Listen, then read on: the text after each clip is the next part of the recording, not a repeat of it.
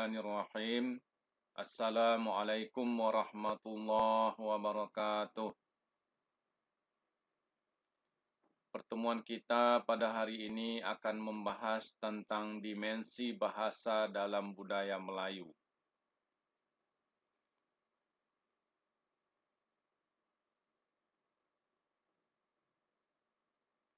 Sebagian dari kita mungkin sudah mendengar atau membaca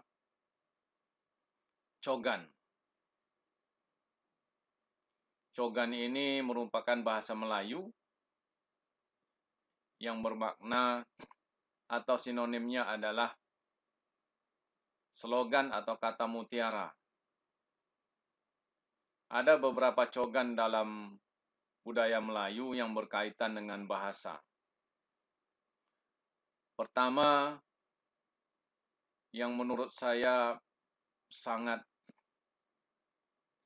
imagis,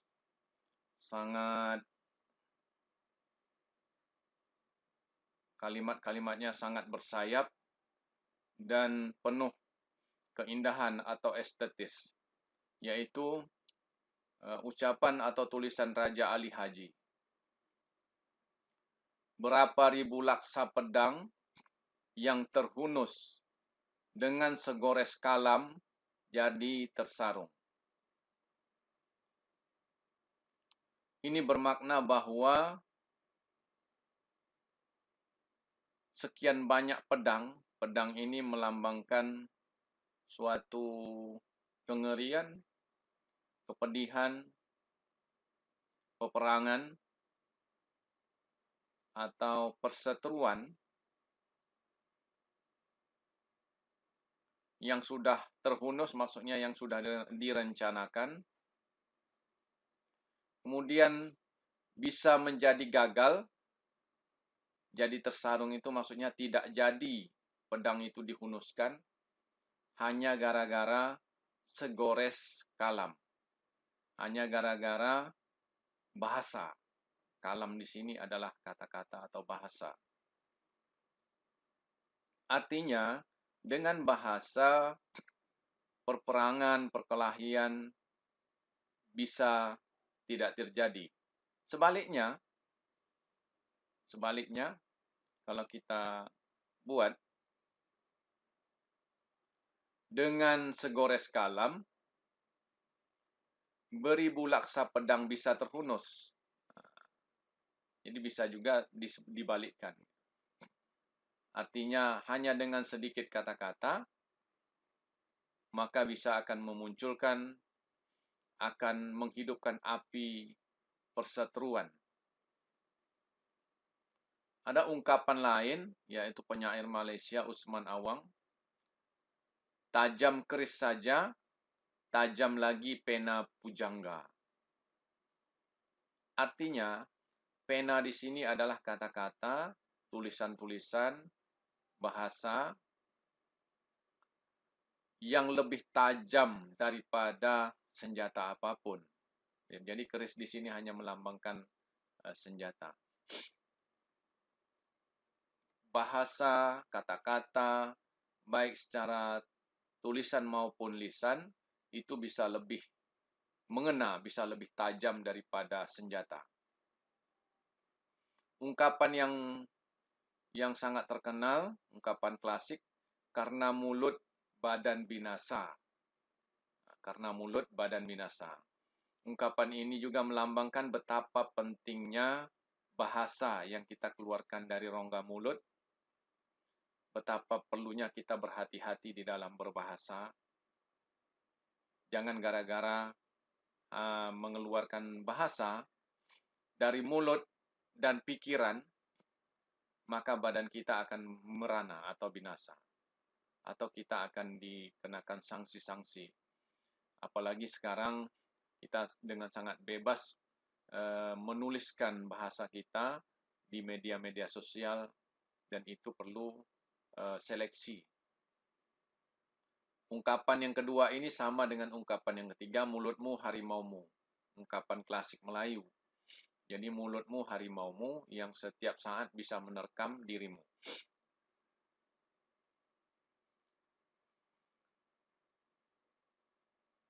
ungkapan Raja Ali Haji yang pertama itu diperkuat lagi dengan ungkapan atau ucapan beliau selanjutnya. Segala pekerjaan pedang itu boleh dibuat dengan kalam. Artinya, yang saya katakan tadi, segala pekerjaan, perseteruan, perkelahian, kekerasan, dan semuanya boleh dibuat dengan kata-kata. Hanya dengan memerintah, maka akan terjadi perseteruan dan sebagainya. Sebaliknya, adapun pekerjaan kalam itu tidak bisa dibuat dengan pedang. Artinya, bahasa, kata-kata, penulisan-penulisan tidak bisa dilakukan dengan penuh kekerasan, dengan kekejaman. Perlu situasi atau suasana yang nyaman, yang tentram untuk menghasilkan kalam atau kata-kata atau bahasa. Dalam budaya Melayu, antara bahasa dan budi itu sejalan. Budi ini merupakan pekerti atau sering disandingkan dengan kata pekerti, yaitu budi pekerti, berkaitan dengan akhlak. Ketika kita berbahasa, seharusnya akhlak kita itu terpancar melalui bahasa. Jadi kita bisa menilai seseorang melalui bahasa yang diucapkannya atau dituliskannya. Bahasa-bahasa yang negatif, bahasa-bahasa yang positif, kita bisa menilai orang tersebut dari apa yang dibuatnya, dari apa yang dituturkannya melalui bahasa. Kemudian pendapat Mahathir Mohamad, Perdana Menteri Malaysia yang sudah pensiun,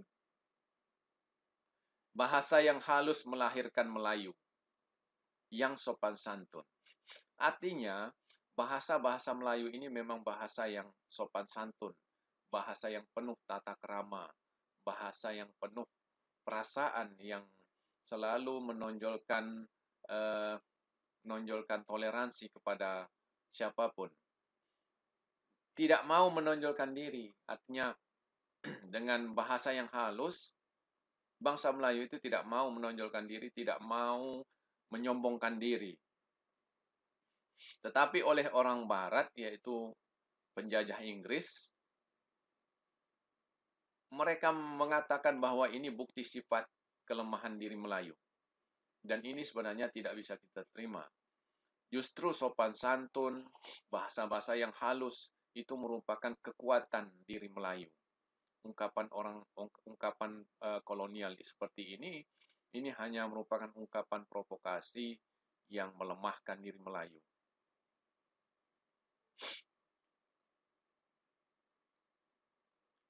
Kemudian ada ungkapan Ali bin Abi Thalib, sahabat Rasulullah SAW.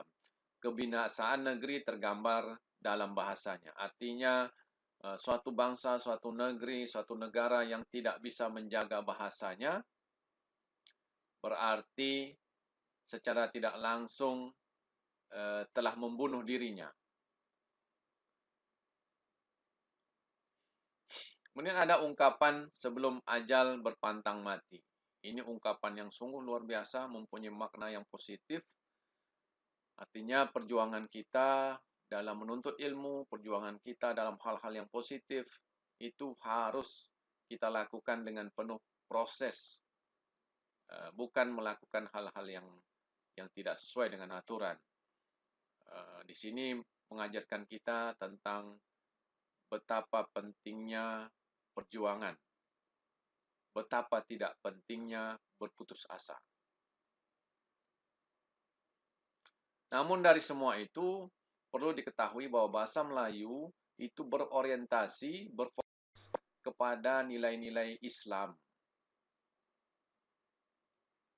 Makanya kitab pelajaran bahasa yang ditulis oleh orang Melayu itu selalu memuat akal budi, selalu memuat pekerti, selalu memuat sopan santun, selalu memuat akhlak yang mulia. Karena bahasa-bahasa yang dianjurkan di dalam Al-Quran itu adalah bahasa-bahasa yang mulia.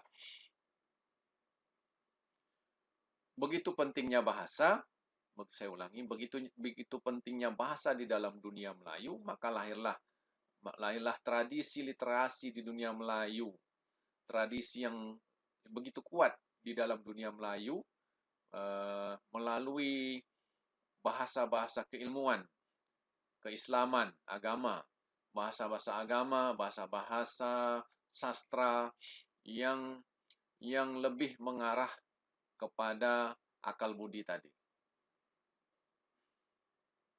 Nah, yang paling penting adalah puncak ini. Tulisan Arab Melayu merupakan bukti nyata bahwa bangsa Melayu merupakan bangsa yang sangat kaya dengan literasi.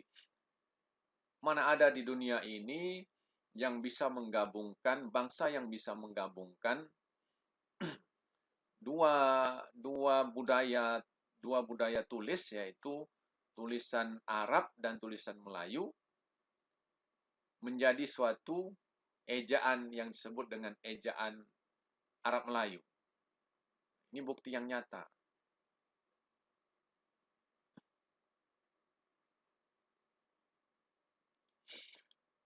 Simpulannya bahwa kalau kita ingin menjadi orang yang besar, orang yang terkenal, orang yang hebat, maka kita harus menjaga, harus membina, harus memelihara bahasa, baik secara lisan maupun tulisan. Ketika kita bertutur secara lisan, maka berhati-hati dan selalu menggunakan bahasa-bahasa yang sopan santun. Ketika kita menggunakan bahasa tulisan, maka kita harus juga menjaga bahasa-bahasa yang mulia tersebut. Gunakan bahasa itu untuk menyampaikan pengetahuan-pengetahuan, motivasi-motivasi sehingga memberikan manfaat bagi orang lain. Dan begitulah tutur bahasa di dalam bangsa Melayu, budaya Melayu. Karena itu saya katakan tadi bahwa bahasa di dalam budaya Melayu itu merefleksikan dirinya dalam bentuk akhlak yang mulia.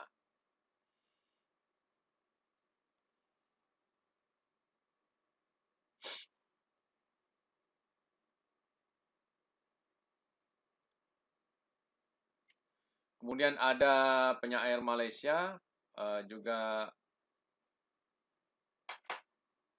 bukan penyair Malaysia, maaf. Raja Abdullah alias Abu Muhammad Adnan ini adalah penulis yang tergabung di dalam Rusdiah Club di Pulau Penyengat dalam Kerajaan Melayu Riau Lingga.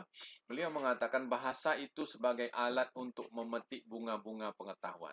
Begitu indahnya bahasa Raja Abdullah yang ingin menggambarkan bahwa bahasa itu begitu kuat fungsinya sehingga dia menggambarkan bahasa itu sebagai alat memetik bunga.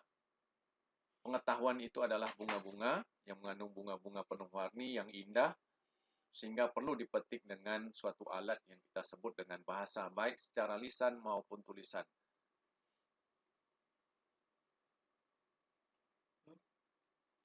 Kemudian bahasa Melayu itu berkaitan erat dengan mengaji.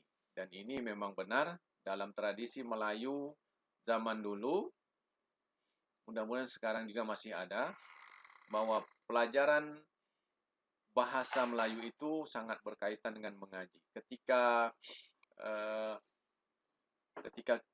anak-anak mengaji, maka ketika itu pula dimasukkan pelajaran-pelajaran budaya Melayu, pelajaran-pelajaran bahasa Melayu yang berkaitan dengan akhlak akal budi. Dengan demikian, pengetahuan bahasa Melayu dalam pandangan dalam dimensi budaya Melayu bukan hanya sekedar mempelajari fonem, bukan hanya sekedar mempelajari huruf, bukan hanya sekedar mempelajari kata-kata, bukan hanya sekedar mempelajari kalimat, tetapi juga dia merupakan landasan atau sandaran pendidikan sehingga di dalamnya para pelajar juga mempelajari makna dari bahasa itu untuk diterapkan di dalam kehidupan sehari-hari.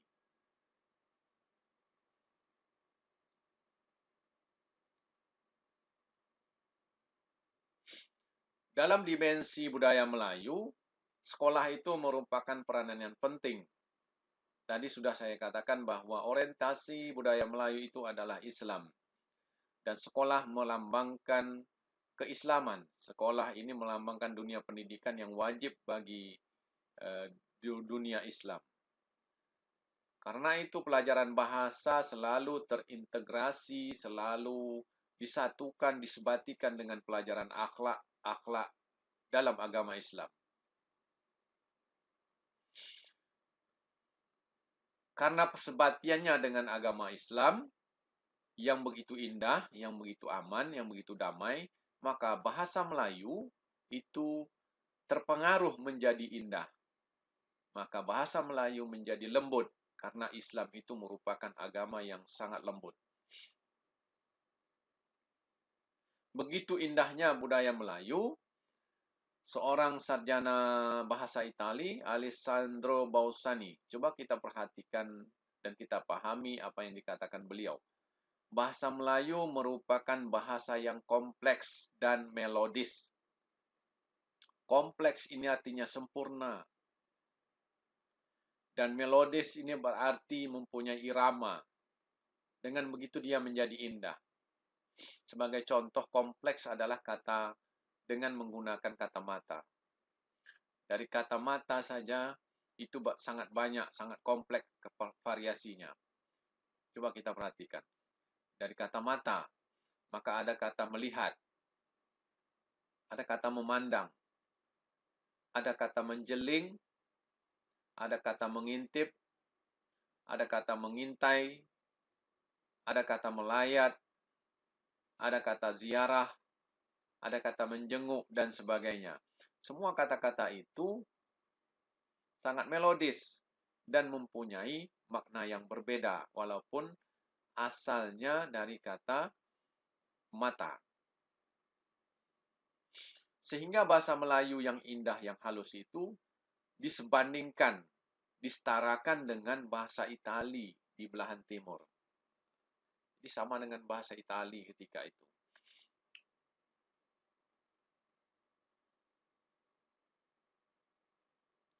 Di dalam budaya Melayu, di dalam ilmu sastra Melayu itu selalu bersandarkan kepada Islam. Makanya nilai-nilai sastra Melayu itu selalu berarah kepada keislaman, nilai-nilai religius.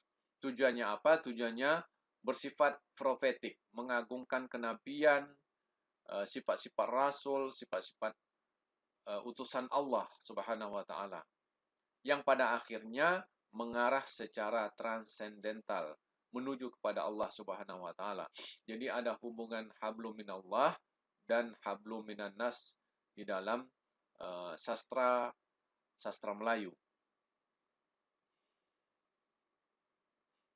Dan yang paling penting adalah budaya Melayu itu sebenarnya mengenyampingkan hedonisme, hidup yang penuh dengan tujuan materialisme, hidup yang penuh dengan kebendaan.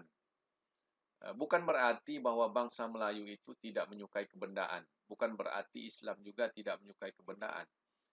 Kekayaan, harta, dan sebagainya. Kita sebenarnya berjuang di dunia ini memang untuk mencari harta yang tujuannya adalah bersifat profetik dan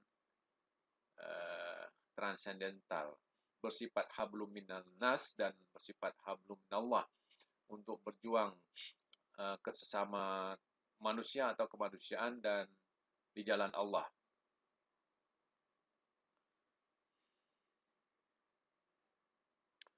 Nah, kebudayaan bahasa Melayu, dimensi budaya Melayu ini tidak terlepas dari strategi kerajaan Riau Lingga. Strategi kerajaan Riau Lingga. Kerajaan Riau Lingga sudah sejak dulu itu sangat memperhatikan dengan penuh istimewa terhadap budaya dan kebudayaan Melayu, bahasa dan kebudayaan Melayu. Perhatian sangat istimewa di sini berarti bahwa Kerajaan Riau Lingga itu melakukan pembinaan terhadap bahasa dan kebudayaan Melayu. Di saat kerajaan-kerajaan lain lebih mementingkan daerah takluk atau daerah kekuasaan, justru kerajaan Riau Lingga berdasarkan penelitian yang dilakukan oleh UU Hamidi itu lebih mementingkan aspek budayaan secara menyeluruh. Ini bermakna bahwa kerajaan Riau Lingga ini lebih mementingkan pembangunan kepribadian yang sekarang sedang sibuk-sibuk dilakukan oleh bangsa ini. Nah, bangsa Melayu sudah melakukan sejak dulu. Aspek budayaan ini adalah aspek yang tidak nampak, yang tidak kasat mata, bukan fisik, sehingga ia membentuk jati diri bangsa Melayu sebagai bangsa Indonesia. Nah, dari strategi ini, maka banyak melahirkan penulis-penulis yang membina bahasa Melayu Riau.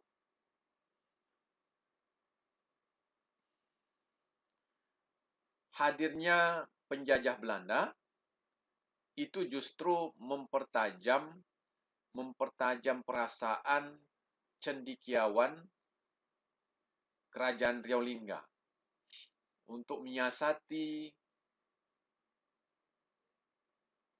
pemikiran-pemikiran, kehendak dan keinginan kaum penjajah melalui apa? Melalui pengasahan bahasa dan budaya Melayu Riau. Nah, orang-orang Belanda sangat kewalahan ketika cendekiawan Melayu itu menomorsatukan aspek budayaan di dalam strategi kerajaan. Karena di sini telah melahirkan berbagai perkumpulan, berbagai percetakan. Perkumpulan ini baik yang bersifat politis, budaya, agama, dan sebagainya, sehingga melahirkan semangat perjuangan. Nah, dari perjuangan ini sebenarnya bahasa Melayu berubah wujud menjadi bahasa Indonesia, sekaligus merupakan senjata ampuh untuk melawan kekuasaan Belanda. Bahasa Melayu yang sudah bersebati sedemikian lama, yang berubah wujud lagi menjadi bahasa persatuan bahasa Indonesia, itu sangat tajam, merupakan senjata yang sangat tajam bagi kekuasaan Belanda untuk melakukan penjajahan. Sehingga terjadi perlawanan di sana-sini oleh bangsa Indonesia, terutama dari bangsa Melayu.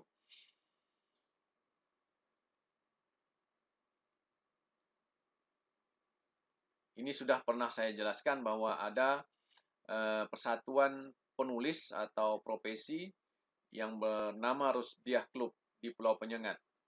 Tapi di sini saya tambahkan bahwa ada 3 bidang yang merupakan tugas Rusdiah Club. Yang pertama, ada tugas di bidang politik. Bayangkan suatu organisasi profesi penulis yang bisa bergerak di bidang politik, kemudian di bidang agama dan bidang budaya. Dan ini sangat berkaitan dengan kerajaan. Karena itu Rusdiah Club, pengurus Rusdiah Club ini berperan juga sebagai penasihat dan pembantu sultan.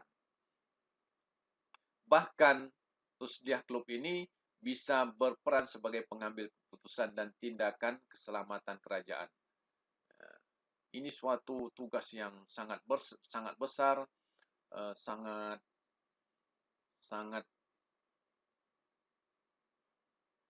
sangat memiliki kekuatan di dalam sistem kerajaan. Sesuai dengan apa yang dikatakan oleh Raja Ali Haji bahwa kekuatan kata-kata, kekuatan bahasa itu lebih daripada kekuatan senjata.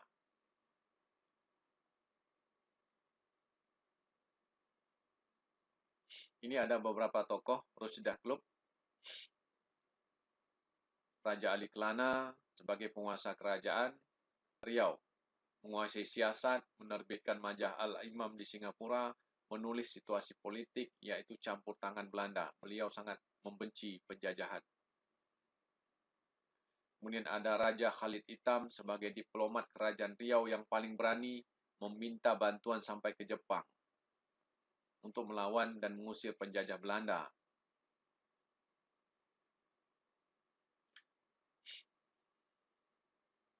Di bidang agama, ada pengajian untuk interaksi sosial. Kemudian ada pembinaan bahasa dan sastra di bidang budaya. Sehingga Rusdiah Club ini menyumbangkan hasil melalui suatu percetakan Matabaat Al-Riyawiyah dipublikasikan secara luas. Jadi ada upaya untuk memberikan pengetahuan atau pendidikan kepada bangsa Melayu ketika itu melalui organisasi dan percetakan. Dan begitulah tradisi literasi yang sudah dilakukan oleh bangsa Melayu pada zaman Kerajaan Riau Lingga.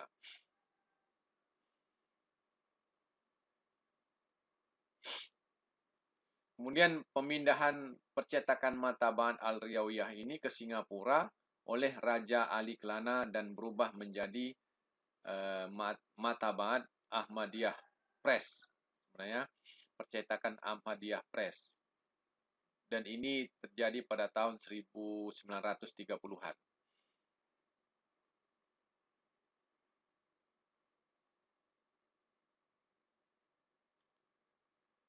Demikian penjelasan saya mengenai dimensi bahasa dalam budaya Melayu.